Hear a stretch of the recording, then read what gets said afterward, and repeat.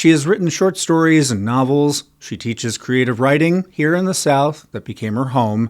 And this week, she is visiting Chattanooga. Lorrie Moore, the Gertrude Conaway Vanderbilt Professor of English at Vanderbilt University in Nashville, is the featured author at this year's Writers at Work, a series of free events from Tuesday through Thursday presented by Chattanooga State Community College. Her latest novel, published in 2023, is titled I Am Homeless If This Is Not My Home. I spoke with Lorrie and Joel Henderson, professor of English at Chattanooga State. Joel, Lorrie, thanks for joining us. Thank you, Ray.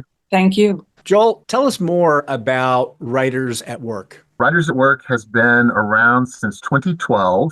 We started it as a program to introduce our students at Chattanooga State Community College to active, successful writers working in and writing about the American South. Since that time, we have introduced our students to a veritable who's who of American writers. We've had people such as Ron Rash, Joe McCorkle, Rick Bragg, Jericho Brown, just on and on. We bring in the author then for a few days up to a week worth of events in the spring term. And not only is it a time for our students to interact with the authors, but it's a time for the community to interact with the authors as well. We have made the program even more forward-facing in terms of the community this year by doing a big book giveaway last month. And we're very excited that Lorrie is going to be with us. And we're excited to bring her, as a community college, bring her into contact with the community that we serve. Why Lorrie? Why now? Lorrie just had a phenomenal new novel. It came out, I guess it's been a little while now, hasn't it, Lorrie? But to me, it's very recent because I'm a slow writer.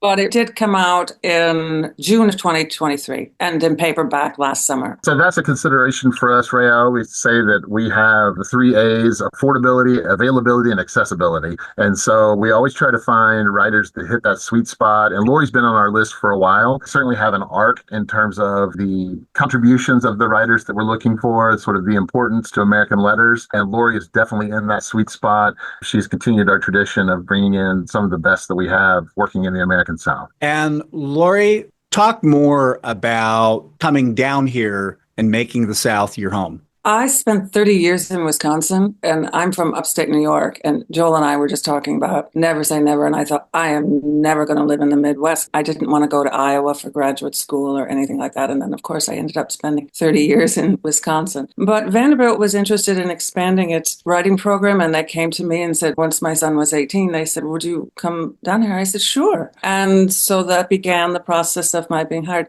at Vanderbilt. But I grew up with my parents kind of in a rather silly way telling us we were all half Southern because both my grandfathers were born in North Carolina and the Moores go way back in the South. And actually my mother's, it's different parts of North Carolina and different parts of the South. But I was telling someone recently, I come genetically from all these secessionists because I'm part Basque, I'm part Quebecois and part Scottish and 2 grandfathers born in North Carolina. So that's a lot of rebel spirit.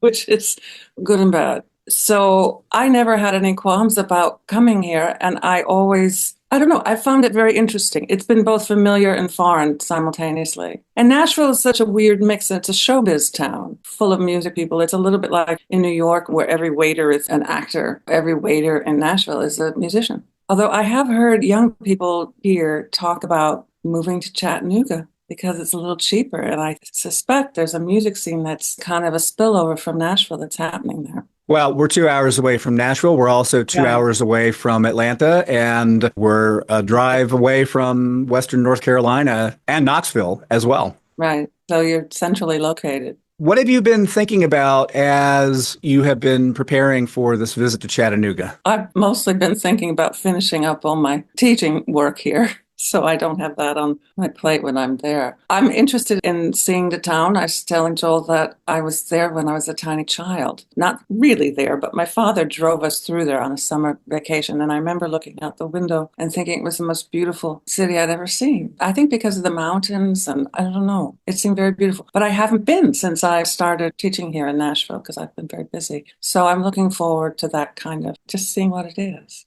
And of course, I grew up with, as did everyone, with the song. Chattanooga Choo Choo. And we will be in conversation as part of your visit here Tuesday, April 22nd, starting at 6 p.m. at the Hunter Museum of American Art here in Chattanooga as part of Writers at Work. Talk about writers that have influenced you. Oh, so many writers, so many short story writers, whether it's Alice Munro or Mavis Gallant. But if you want to look at, those are two Canadians, but if you want to look at American writers, I mean, my most recent novel was a kind of bounce off of Faulkner a little bit. And I quote Faulkner a little heavy-handedly, I think. But all writers that you admire and that you love and that you engage with, all of them influence you. It's all like food that you're eating. It just goes in and it's in your bloodstream somewhere. Different writers have influenced me at different times. Early on, when I was writing in college, I especially loved Margaret Atwood. I see I'm naming a lot of Canadians.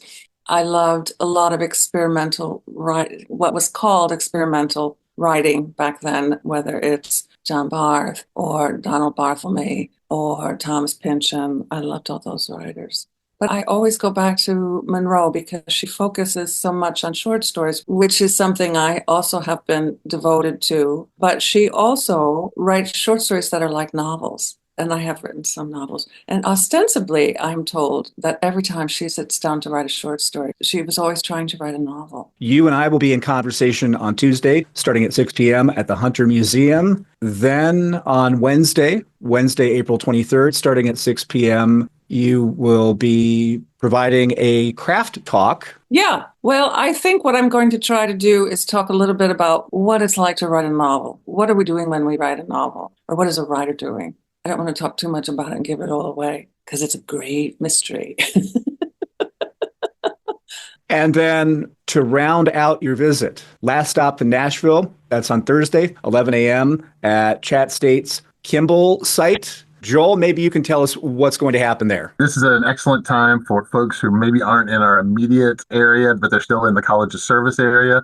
It's a chance to interact with Lorrie. We're going to offer some refreshments, and she's going to do some reading as well as take some questions and those sorts of things. And it'll be a mix of students and local folks. And Ray, I do want to point out that all of these events are free. We are serving refreshments at all of them. I know, especially the Hunter, it'll be pretty much a full meal if folks want to come out for that. But we do want them to register in advance, and they can do that at our website, which is chatbigread.org. That's chatbigread.org. Again, it's completely free, but we just want them to register. Chat Big Read is our big website where everything is. They can find the history of the program there, all the details about the events, the links to registration. And actually, we've got a link to Lorrie's page at Vanderbilt if they want to look at that a little bit more. Also want to make sure folks know that in addition to obviously the delight that Lorrie is and having her there in conversation with you and the food that we'll have, we're also going to have lots of door prizes. All right, Joel, Lorrie, thanks so much. Thank you. Thank you, Ray.